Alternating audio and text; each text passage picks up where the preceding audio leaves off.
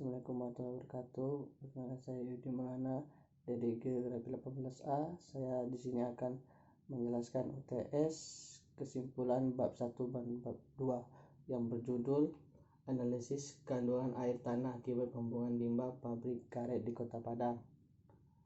Karet merupakan salah satu komoditi hasil perkebunan yang mempunyai peran penting dalam perekonomian Indonesia karena merupakan salah satu komoditi ekspor di Indonesia yang cukup besar sebagai penghasil devisa negara di luar minyak dan gas.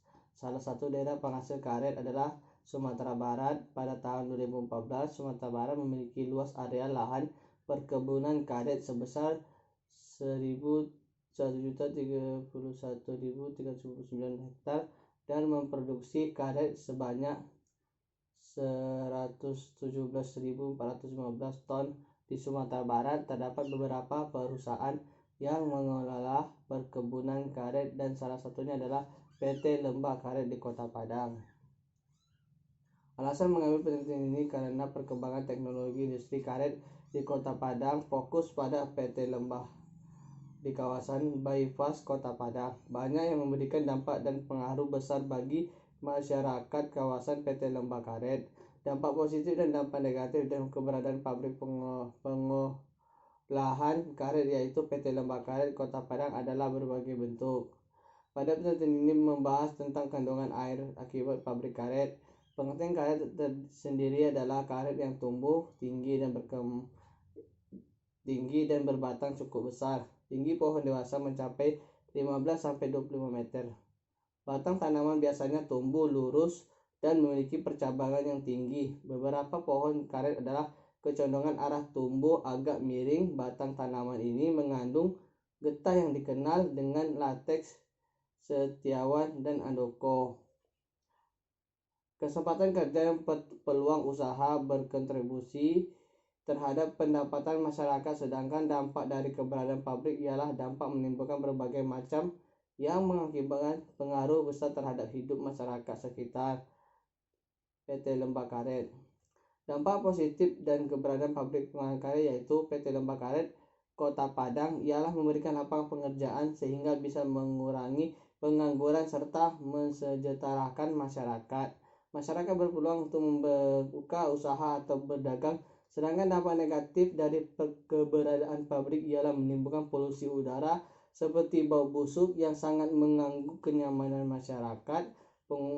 Pengolahan karet mentah selain menghasilkan produk juga menghasilkan limbah buangan. Limbah yang dihasilkan berupa pencemaran udara atau dalam kurung bau, limbah padat, dan limbah cair. Dampak dari pembuangan limbah cair ini mengakibatkan air sungai menjadi kotor dan tercemar. Hal ini terlihat dari warna air sungai yang berubah menjadi keruh. Aktivitas pabrik yang membuang limbah air ke sungai sangat mempengaruhi ekosistem sungai tersebut, di samping juga mencemarkan sumber air. Selain itu, faktor beban tanggungan juga berpengaruh terhadap produktivitas tenaga kerja. Apabila beban tanggungan seperti jumlah keluarga dan kebutuhan pegawai banyak, maka tingkat produktivitas kerja pegawai tersebut akan meningkat karena termotivasi untuk memenuhi kebutuhan beban tanggungan hidupnya seperti jumlah keluarga pegawai tersebut dengan cara meningkatkan produktivitas pegawai tersebut sehingga kebutuhan hidup mereka dapat terpenuhi melalui upah yang diterima pegawai dari perusahaan. Pengaruh upah tenaga kerja, masa kerja, tingkat pendidikan, usia, dan jumlah tanggungan terhadap produktivitas tenaga kerja di industri pengolahan karet di Kota Padang. Apabila upah yang diberikan oleh perusahaan dirasa sudah sesuai dengan jasa atau pengorbanan yang diberikan, maka karyawan akan tetap bekerja dan lebih giat dalam bekerja. Upah merupakan salah satu dari barometer di dalam pengukuran berbagai macam kesejahteraan. Oleh karena itu, pemerintah akan berperan aktif untuk mengatur tentang upah. Pemerintah telah mengatur tentang upah minimal kota, kabupaten, hingga UMK sering kali menjadi perselisihan antara pengusaha dan pekerja. Hal ini karena masalah UMK hanya dilihat dari satu di mana seseorang bisa hidup dengan gaji yang diperoleh.